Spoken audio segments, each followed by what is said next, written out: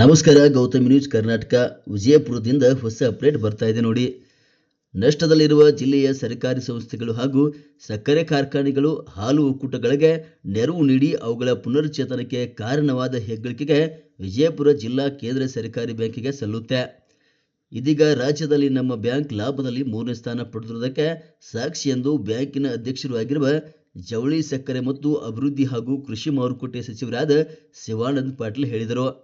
ವಿಜಯಪುರ ನಗರದಲ್ಲಿರುವ ವಿಜಯಪುರ ಜಿಲ್ಲಾ ಕೇಂದ್ರ ಸರ್ಕಾರಿ ಬ್ಯಾಂಕಿನ ಆವರಣದಲ್ಲಿ ಆಯೋಜಿಸಿದ ಬ್ಯಾಂಕಿನ 106ನೇ ವಾರ್ಷಿಕ ಸಭೆಯ ಅಧ್ಯಕ್ಷತೆ ವಹಿಸಿ ಮಾತನಾಡಿದರು.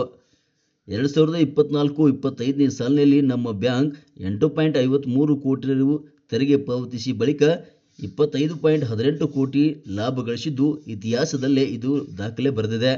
106 ವರ್ಷಗಳ ಇತಿಹಾಸದಲ್ಲಿ ನಮ್ಮ ಬ್ಯಾಂಕ್ 99 ವರ್ಷಗಳಲ್ಲಿ 745.90 ಕೋಟಿ ಲಾಭದಲ್ಲಿ ಮುನ್ನಡೆದಿದ್ದು ಆರ್ಥಿಕ ಸ್ಥಿರತೆ ಕಾಯ್ದುಕೊಂಡಿರುವುದು ನಮ್ಮ ಬ್ಯಾಂಕಿನ ಸಾಧನೆ ಎಂದರು. ಶಿರಹಟ್ಟಿ, ಬಾಲೆಹೊಸೂರು ಶ್ರೀ ಫಕೀರೇಶ್ವರ ಭಾವೈಕ್ಯತೆಯ ಸಂಸ್ಥಾನ ಮಠದ ಜಗದ್ಗುರು ಶ್ರೀ ಫಕೀರ ದಿಂಗಾಂಬೇಶ್ವರ ಸ್ವಾಮೀಜಿ ಮತ್ತು ತಿಕೋಟಾದ ಶ್ರೀ ಮಲ್ಲಿಕಾರ್ಜುನ ಶ್ರೀಗಳು ಸಾನ್ನಿಧ್ಯವನ್ನು ವಹಿಸಿದರು. ಬ್ಯಾಂಕಿನ ಉಪಾಧ್ಯಕ್ಷರಾದ ರಾಜಶೇಖರ್ ಗುಡದಿನ್ನಿ, ನಿರ್ದೇಶಕರಾದ ಸುರೇಶ ಬಿರಾದಾರ, ಶೇಖರ ದಳವಾಯಿ, BS Patil Yalgi, Kallanagowda Patil, ಹನುಮಂತಗೌಡರಾಯ Patil, Gurushanth B ನಿಡೋನಿ, Chandrashekhara Patil Managuli, Arvind Poojary, SS ಜಹಾಂಗೀರ್ದಾರ್ ಸೇರಿದಂತೆ ಹಲವರು ಉಪಸ್ಥಿತರಿದ್ದರು. ನಿರಂತರ ಸುದ್ದಿಗಾಗಿ ನೋಡ್ತಾ ಇರಿ ಗೌತಮ್ ನ್ಯೂಸ್ ಕರ್ನಾಟಕ. ಸಂಪಾದಕರು ಭರತೇಶ್ ಪಾನಕ್ನವರ್, ಜಮಖಂಡಿ.